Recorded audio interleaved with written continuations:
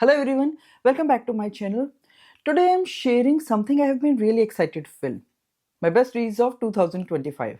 Last year I read books across genres, cultures and time periods.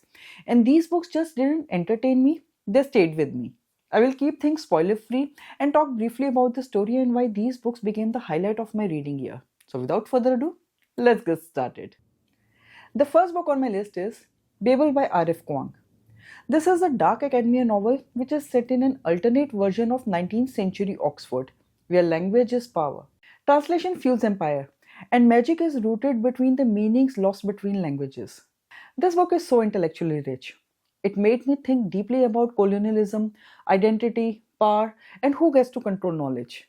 It is slow in places, but incredibly rewarding. I admired how unapologetically political and thoughtful it was. The next book is Brotherless Night by V.V. Ganeshananthan. The novel follows a young Tamil woman during the Sri Lankan Civil War as she navigates loss, survival, and resistance. What made this book unforgettable was its emotional restraint. It doesn't dramatize suffering, it lets it speak quietly, powerfully. The focus on women's voices in war felt deeply important, and by the end, I felt changed as a reader. The next book on my list is The Women by Kristin. The book tells the story of the women who served as nurses during Vietnam War and the lives they rebuilt afterwards. Kristin Hanna excels at emotional storytelling and this novel is no exception. It reminded me how often women's contributions to history are overlooked. It is compassionate, heartbreaking, and impossible to forget. The next book on my list is Heartland by Banu Mushtaq. It is a collection of short stories based on Muslim women in South India, focusing on patriarchy, faith, resistance, and everyday courage. The book won 2025 International Booker Prize, and this is the first time a short story collection and a book originally written in Kannada received the honor. I loved how quiet but powerful these stories were. They don't shout, but quietly linger. This book expanded my understanding of the plight of Muslim women, making it one of my most meaningful reads of the year. The next book is We Begin at the End by Chris Whitaker. This book is a blend of crime and literary fiction, focusing on grief, friendship, and long shadows of past in a small town. At its heart are two children, fierce loyalty, and adults trying to protect them while carrying their own guilt. What stood out to me were the characters, especially the children who are heartbreakingly real. It is a story about love in its messiest forms, and I found myself emotionally invested from the very first chapter. Next up is Misery by Stephen King.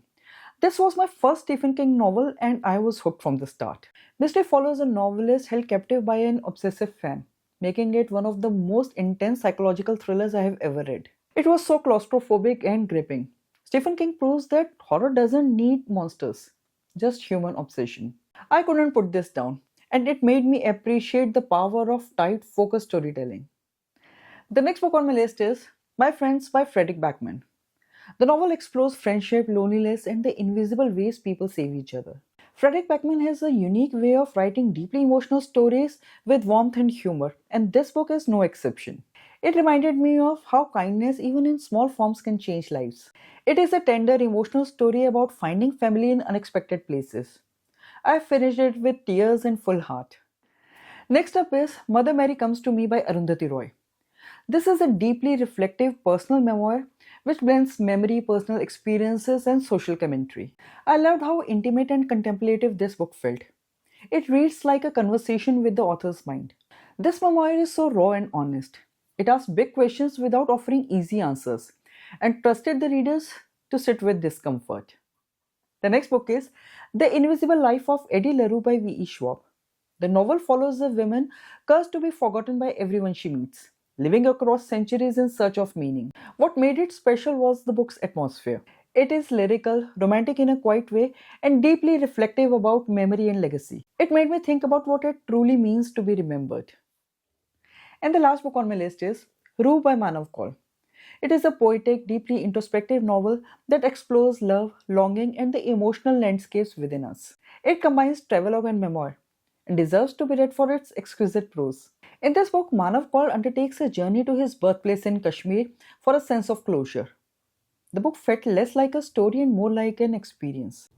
It is gentle, philosophical, and deeply human. I loved how it embraced vulnerability and silence. And these were my top reads of 2025. What connects all these books is the way they made me feel. They challenged me, they moved me, and they stayed with me long after I finished reading them. They reminded me why I loved reading in the first place. If you have read any of these, I would love to hear your thoughts. And if not, I hope you found your next great read. And if you have enjoyed this video, then please like, comment and share. And if you want to see more such bookish videos, then please subscribe to my channel and do not forget to hit the bell icon so that you get notified every time I post a new video. Until my next video, bye and take care.